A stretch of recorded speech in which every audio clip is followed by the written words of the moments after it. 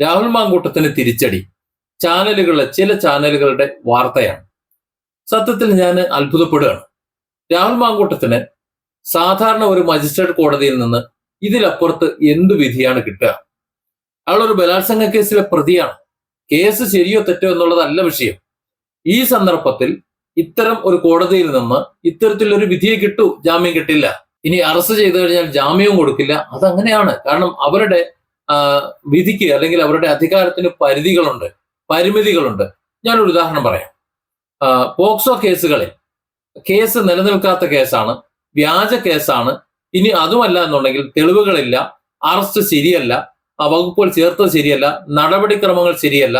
ഇനി ഒരു പക്ഷെ BNS-ഉം IPC-യും ഒക്കെ അങ്ങോട്ടും ഇങ്ങോട്ടും ആയിപ്പോയിട്ട് അതും ചില മിസ്അണ്ടർസ്റ്റാൻഡിംഗ് ഉണ്ട്, അല്ലെങ്കിൽ അതുപോലെ എന്തെങ്കിലുമൊക്കെ കുഴപ്പങ്ങളുണ്ട് എന്ന് വളരെ വ്യക്തമായി കണ്ടെത്തിയ കേസുകൾ ഉണ്ട് എന്ന് കരുതുക. അങ്ങനെ കരുതുക.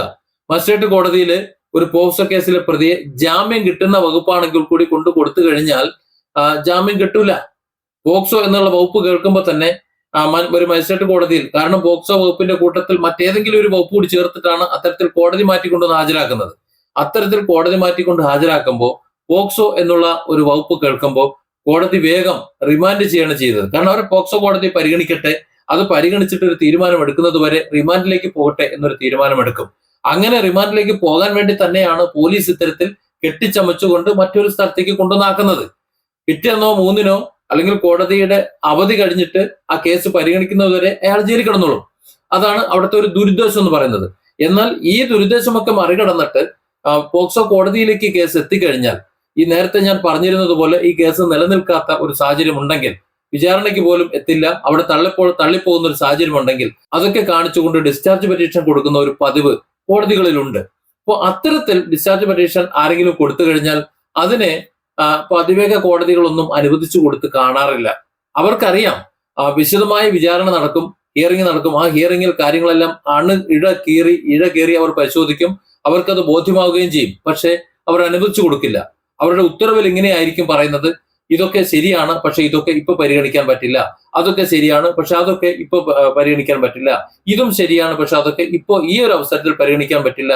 അതുകൊണ്ട് ഈ ഹർജി തള്ളുന്നു എന്നാണ് പറയുക. അത് ഹൈക്കോടതിയിലേക്ക് എത്തുമ്പോൾ അത് പ്രാഥമിക നോട്ടത്തിൽ തന്നെ അവർ അനുവദിച്ചു കൊടുക്കുകയും ഒരുപക്ഷെ കേസ് കോഷ് ചെയ്ത് പോവുകയും ചെയ്യും. ഇതെന്തുകൊണ്ടാന്ന് വെച്ച് കഴിഞ്ഞാൽ ഓരോ കോടതിയുടെയും പരിധികളും പരിമിതികളുമാണ്. സുപ്രീം കോടതിയിൽ നിന്ന് താഴോട്ടല്ലല്ലോ വിധികൾ വരുന്നത്. ഏറ്റവും പ്രാഥമിക തലത്തിലുള്ള മജിസ്ട്രേറ്റ് കോടതിയിൽ നിന്ന് മേളെ സെഷൻ കോടതി, ജില്ലാ കോടതി, ഇങ്ങനെ പോവല്ലേ. അങ്ങനെ പോയി ഹൈക്കോടതി, പിന്നെ സുപ്രീം കോടതി, ഇങ്ങനെ പോകുന്ന സന്ദർഭത്തിൽ ഓരോ കോടതിയിലേക്ക് വരുമ്പോഴും ആദ്യത്തെ കോടതി വിധികൾ മാറ്റിമറിക്കുന്നത് നമ്മൾ കണ്ടിട്ടുണ്ട്. എന്നാൽ ആ സമയത്തൊന്നും ആദ്യം വിധി പ്രസ്താവിച്ചിട്ടുള്ള ഏതെങ്കിലും ഒരു ജഡ്ജിനെയോ ഒരു മജിസ്ട്രേറ്റിനെയോ സുപ്രീം കോടതി ശിക്ഷിച്ചതായിട്ട് കാണുന്നില്ല. അങ്ങനെയൊന്നുമില്ല. കാരണം ആ ഒരു പരിധിക്കുള്ളിൽ നിന്ന് അങ്ങനെ ചെയ്യാൻ പറ്റൂ. ഞാൻ ഇങ്ങനെ പറഞ്ഞത് ചില അനുഭവങ്ങളുടെ കൂടി വെളിച്ചത്തിലാണ്. കാരണം കോടതിക്ക് പരിധികളുണ്ട് എന്നുള്ളത് സത്യമാണ്. അത് മജിസ്ട്രേറ്റ് കോടതിയാകുമ്പോൾ അങ്ങനെ. രാഹുൽ മാങ്കൂട്ടത്തിനെതിരെ അത്തരത്തിലുള്ള വകുപ്പുകളാണ് ചുമത്തിയിട്ടുള്ളത്. ഒരു കാരണവശാലും ഒരു തീരുമാനമെടുക്കാൻ മജിസ്ട്രേറ്റ് കോടതിക്ക് കഴിയാത്ത വിധത്തിലുള്ള വലിയ വകുപ്പുകളാണ് ചേർക്കുന്നത്. അത്തരത്തിലുള്ള കുറ്റങ്ങൾ നോക്കൂ നിങ്ങൾ. ഇപ്പോൾ ഫെന്നി നൈനാന് വന്നിട്ടുള്ളത്, അതിനുശേഷം മറ്റൊരു കോൺഗ്രസ് വനിതയ്ക്ക് നേരെ വന്നിട്ടുള്ളത്, അങ്ങനെ ധാരാളം കേസുകൾ രാഹുൽ മാങ്കൂട്ടവുമായി ബന്ധപ്പെട്ട് തന്നെ വന്നിട്ടുണ്ട്. ഇതിലൊക്കെ നോൺ ബെയിലബിൾ ഒഫൻസ് ചാർത്തിട്ടുണ്ടാവും. അതിന് തെളിവൊന്നും വേണമെന്നില്ല. കുറച്ച് വകുപ്പുകൾ അങ്ങ് എഴുതി വെച്ചാൽ മതി. ആ വകുപ്പുകൾ കേരള പോലീസ് എഴുതി വെക്കുമ്പോൾ ആ വകുപ്പുകളും കൊണ്ട് ചെല്ലുമ്പോൾ കോടതിക്ക് മുൻകൂർ ജാമ്യമോ കൊടുക്കാൻ കഴിയില്ല. കീഴ്ക്കോടതികൾക്ക് കൊടുക്കാൻ കഴിയില്ല. നേരെ മറിച്ച് ആ വകുപ്പെല്ലാം നിലനിൽക്കില്ല എന്നും ആ വകുപ്പിലുള്ള ഒരു കുറ്റകൃത്യം ഇയാൾ ചെയ്തിട്ടില്ല എന്നും മനസ്സിലാകുന്നത് തൊട്ടുമുകളിലുള്ള കോടതിയിൽ എത്തുമ്പോഴാണ്. ആ കോടതിയാണ് അതൊക്കെ ഇഴകീറി പരിശോധിക്കുന്നത്. അവിടെ ആ കേസ് നിലനിൽക്കില്ല എന്നും പോലീസ് എടുത്തിട്ടുള്ളത് ഒരു കള്ളക്കേസാണെന്നും അല്ലെങ്കിൽ ചേർക്കാൻ പാടില്ലാത്ത വകുപ്പുകളാണ് ചേർത്തിട്ടുള്ളത് എന്നും അതൊരു ഗൂഢാലോചനയുടെ ഭാഗമായി എന്നൊക്കെ അവിടെ ചിലപ്പോൾ ബോധ്യപ്പെട്ടു എന്ന് വരും. പക്ഷെ പ്രാഥമിക ഘട്ടത്തിൽ മജിസ്ട്രേറ്റ് കോടതികളിൽ അത് പരിശോധിക്കാനുള്ള വകുപ്പുണ്ടോ? ഇല്ല. അതുകൊണ്ടാണ് ശാസ്ത്രമംഗലം അജിത് കുമാർ അടക്കം എല്ലാവരും പ്രതീക്ഷിച്ചത്. ഈ വിധി എല്ലാവരും പ്രതീക്ഷിച്ചതാ. അതിന് തിരിച്ചടി എന്ന് പറയേണ്ട ആവശ്യമില്ല. ഏതൊരു വ്യക്തിയായാലും, ഒരു സാധാരണക്കാരനാണെങ്കിലും ഒരു വലിയൊരു പൗരനാണെന്നുണ്ടെങ്കിലും അവർക്ക് ഇത്തരത്തിൽ എടുത്താൽ പൊങ്ങാത്ത വകുപ്പുകൾ പോലീസുകാരെടുത്ത് വെച്ചു കൊടുത്താൽ പ്രതികാരം വീട്ടാൻ വേണ്ടി, പ്രത്യേകിച്ച് ഇപ്പോൾ CPM സർക്കാർ ഇത്തരത്തിൽ അവരുടെ പ്രതിയോഗികളെ കള്ളക്കേസുകൾ കുരുക്കിക്കൊണ്ടിരിക്കുകയാണ്. ആ കള്ളക്കേസുകൾ കുരുക്കുന്ന സമയത്ത് അവർക്കെതിരെ ജാമ്യം കിട്ടാത്ത വകുപ്പുകൾ എടുത്ത് തലവെച്ചു കൊടുക്കാൻ പ്രത്യേകം ശ്രദ്ധിക്കുന്നുണ്ട്. ഇപ്പോ ഉദാഹരണത്തിന് ഷാജൻസ്കറിയുടെ മേല് വന്നിട്ടുള്ള PV Anwar എടുത്തു വെച്ചിട്ടുള്ള കേസ് എന്തായിരുന്നു? രാജ്യസുരക്ഷയ്ക്ക് എന്താ പറയാ രാജ്യദ്രോഹ കുറ്റമായിരുന്നു ഉണ്ടായിരുന്നത്. അത് രഹസ്യമായി വയർലെസ് വിവരങ്ങൾ ചോർത്തിയെടുത്ത് പബ്ലിഷ് ചെയ്തു എന്നായിരുന്നു, അല്ലെങ്കിൽ ചോർത്തി. ആ ചോർത്തൽ ഒരു വലിയ കുറ്റമല്ലേ? ഇത്തരത്തിലുള്ള ഒരു രാജ്യദ്രോഹ പ്രവർത്തനം ഒരു മജിസ്ട്രേറ്റ് കോടതിയിൽ എത്തിക്കഴിഞ്ഞാൽ ഷാജിസ് കറിക്ക് ജാമ്യം കിട്ടുമോ? ഇല്ല. ഇനി SC/ST തന്നെ ഒന്ന് ആലോചിച്ച് നോക്ക്. SC/ST അട്രോസിറ്റി ആക്ട് പ്രകാരമുള്ള ഷാജിസ് കറിക്കെതിരെ എടുത്തിരുന്ന PV ശ്രീനിജിൻ കൊടുത്തിരുന്ന കേസ് ഉണ്ടല്ലോ, ആ കേസിന്റെ താഴെ കോടതികളിലുള്ള വിധി എന്തായിരുന്നു? മജിസ്ട്രേറ്റ് കോടതിയിൽ എന്തായിരുന്നു വിധി? അതുകൊണ്ട് തന്നെ മുകളിലേക്കുള്ള കോടതികൾ പോയി. ഹൈക്കോടതി പോലും ഷാജിസ് കറിയുടെ ജാമ്യ ഹർജി, മുൻകൂർ ജാമ്യ ഹർജി തള്ളിയില്ലേ. നേരെ മറിച്ച് സുപ്രീം കോടതിയിൽ എത്തിയപ്പോൾ എന്തായി? അത് ഇനിയുള്ള കേസുകൾക്ക് ഒരു സ്റ്റഡിയായി മാറി, കേസ് സ്റ്റഡിയായി മാറി. അത് മാത്രമല്ല ഒരു റഫറൻസ് കൂടിയായി മാറി. ഇത് രണ്ടുമായി മാറി. അതായത് ഒരു ചരിത്രമായി മാറുകയാണ് ചെയ്തത് ഷാജിസ് കറിയായിട്ടുള്ള കേസ്. ഇനിയുള്ള കേസുകളിൽ ഈ ഷാജിസ് കറിയുമായിട്ടുള്ള കേസായിരിക്കും ഈ SC/ST കേസുമായി ബന്ധപ്പെട്ട് ഒരു റഫറൻസായി മാറുന്നത്. ആ നിലയിലായി.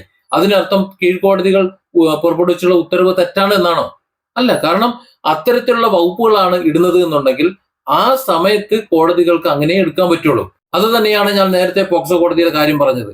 ഫാസ്റ്റ് ട്രാക്ക് കോടതിയിൽ ഒരു വിധി പ്രഖ്യാപിക്കുന്നുണ്ടെങ്കിൽ, അവർ കൊടുത്തിട്ടുള്ള ഡിസ്ചാർജ് പെറ്റീഷന് ഒരു വിധി അത് റിജക്ട് ചെയ്തുകൊണ്ട് ഒരു വിധി പ്രഖ്യാപിക്കുകയാണെന്നുണ്ടെങ്കിൽ അങ്ങനെ പറ്റുള്ളൂ. കാരണം ഈ ഒരു അവസരത്തിൽ നിങ്ങൾ പറഞ്ഞതൊക്കെ സത്യം ശരി, അതിലെവിടെ ന്യായമെന്ന് കലാഭവൻ ചോദിക്കുന്നത് പോലെയാണ്. നിങ്ങൾ പറഞ്ഞതൊക്കെ ശരി തന്നെയാണ്, പക്ഷെ ഇവിടെ അത് പരിഗണിക്കാൻ പറ്റില്ല.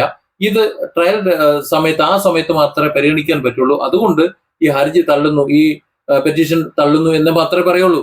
അതുപോലെ തന്നെയാണ് ഇവിടെ മജിസ്ട്രേറ്റ് കോടതിയിൽ നിന്നുള്ള രാഹുൽ മാങ്കൂട്ടത്തിന്റെ ഇപ്പോഴത്തെ ഈ ജാമ്യ ഹർജി തള്ളിയതും. അല്ലാതെ അതൊരു തിരിച്ചടിയൊന്നുമല്ല. അതിന് രാഹുൽ മാങ്കൂട്ടത്തിന് തിരിച്ചടി എന്ന് പറഞ്ഞുകൊണ്ട് ഇതേ മാധ്യമങ്ങൾ വീണ്ടും ഇങ്ങനെ വാർത്തകൾ പറയുമ്പോൾ സത്യത്തിൽ അത് രാഹുൽ മാങ്കൂട്ടത്തിനോട് CPM നേതൃത്വവും സർക്കാരും കാണിക്കുന്ന ഒതുക്കൽ നാടകമുണ്ടല്ലോ, ആ നാടകത്തിന്റെ ഭാഗമായി അവർക്ക് കിട്ടിയ ആ ഒരു റോൾ ഭംഗിയായി അവർ നിർവഹിക്കുന്നു എന്ന് മാത്രമേ പറയാനുള്ളൂ. അതെന്ത് തന്നെയായിരുന്നാലും ഒരു വ്യക്തിയുടെ മേൽ അദ്ദേഹം ചെയ്യുന്ന കുറ്റകൃത്യങ്ങൾക്ക് ആവശ്യമായ വകുപ്പുകൾ ഇട്ട് കേസെടുത്ത് അദ്ദേഹത്തെ വിചാരണ ചെയ്ത് ശിക്ഷിക്കുന്നതിന് ഞാനെതിരല്ല, കേരളത്തിലെ ആരും എതിരല്ല. പക്ഷേ ഏതെങ്കിലും ഒരു വ്യക്തി ഒരു കുറ്റകൃത്യത്തിൽ പെട്ടാൽ അല്ലെങ്കിൽ ചെയ്തു പോയി കഴിഞ്ഞാൽ അയാൾ ചെയ്യാത്ത കുറ്റത്തിനും, ഇനി അതല്ലെങ്കിൽ ഒരു നിരപരാധിക്ക് അയാൾ ചെയ്യാത്ത കുറ്റത്തിനുമൊക്കെ ഏതെങ്കിലുമൊക്കെ വകുപ്പുകൾ എടുത്ത് വെച്ചു കൊടുക്കണം. ഈ രണ്ട് കേസിലും അത്തരത്തിൽ എന്തെങ്കിലുമൊക്കെ വകുപ്പുകൾ, എടുത്താൽ പൊങ്ങാത്ത വകുപ്പുകൾ, ഒരു കാരണവശാലും അയാൾക്ക് രക്ഷപ്പെടാൻ കഴിയാത്ത വിധത്തിൽ, അയാൾക്ക് പ്രതിരോധിക്കാൻ കഴിയാത്ത വിധത്തിൽ, കീഴ്ക്കോടതികൾ ജാമ്യം കൊടുക്കാത്ത വിധത്തിൽ അയാളെ കുരുക്കാനായി ശ്രമിക്കുന്നത് തെറ്റാണ്. അതാണ് ഇവിടെ രാഹുൽ മാങ്കൂട്ടത്തിന്റെ കേസിൽ നടക്കുന്നത്. അയാൾ ചെയ്തിട്ടുള്ള തെറ്റാണെന്നുണ്ടെങ്കിൽ അതിന് അനുസരിച്ചുള്ള വകുപ്പുകളിട്ട് കേസെടുത്തിട്ട് സാധാരണ ഒരു പൗരന് എങ്ങനെയാണോ ഇവിടെ കോടതി നടപടികളും നിയമ നടപടികളും വരുന്നത് അതേപോലെ ചെയ്യട്ടെ, അതിന് ആരും എതിരല്ല. എന്നാൽ ഇവിടെ നടക്കുന്നത് അതല്ല. അതുകൊണ്ട് തന്നെയാണ് രാഹുൽ മാങ്കൂട്ടത്തിന് വലിയ പിന്തുണ ഏറി വരുന്നതും ഇതുപോലെ മാധ്യമങ്ങൾ പ്രതികരിക്കുന്നതിന് യൂട്യൂബ് ചാനലിലടക്കം, സോഷ്യൽ മീഡിയ ആണെന്ന് സത്യം പറഞ്ഞുകൊണ്ടിരിക്കുന്നത്, മീഡിയകളൊന്നും സത്യം പറയുന്നില്ല. യൂട്യൂബ് ചാനലുകൾ, അങ്ങനെയാണല്ലോ പറയാം, യൂട്യൂബ് ചാനലുകൾ. ഈ യൂട്യൂബ് ചാനലുകളുടെ നമ്പറുകളിലേക്ക് വരുന്ന ആൾക്കാരുടെ കോളുകളുടെ എണ്ണം എത്ര എന്നറിയോ? രാഹുൽ മാങ്കൂട്ടത്തിനെ സപ്പോർട്ട് ചെയ്തുകൊണ്ട്. രാഹുൽ മാങ്കൂട്ടത്തിൽ പുണ്യാളച്ചനായതുകൊണ്ടാണോ? അല്ല. പക്ഷെ ഈ രീതിയിലല്ല അത് കൈകാര്യം ചെയ്യേണ്ടത് എന്ന നിലപാടുണ്ട്. ആ നിലപാടിനൊപ്പമാണ് ഞാനും ഒരു വലിയ സമൂഹം എന്നതുകൊണ്ടാണ് രാഹുൽ മാങ്കൂട്ടത്തിന് ഇത്രയും പിന്തുണ വരുന്നത്. അല്ലാതെ അയാൾ പുണ്യാളച്ചനായതുകൊണ്ടല്ല. Different angles. Don't forget to subscribe and support this channel.